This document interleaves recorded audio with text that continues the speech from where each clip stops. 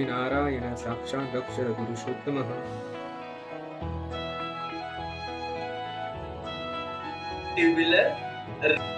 आजच्या श्रावण मासचा 6वा दिवस आहे आणि आजचा एकटा उपवास मी कंप्लीट केलेला आहे.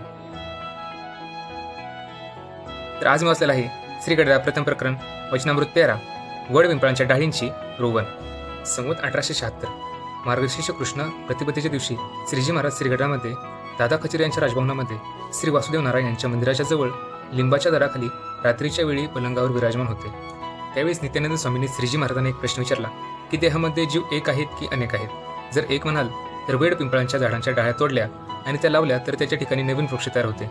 तर तो एकच जीव दोन्ही ठिकाणी वाढला का त्या ठिकाणी नवीन जीवाने प्रवेश केला. यावेळी श्रीजी महाराज जे काय म्हणले ते मी नेक्स्ट क्लासमध्ये कंप्लीट करणार आहे.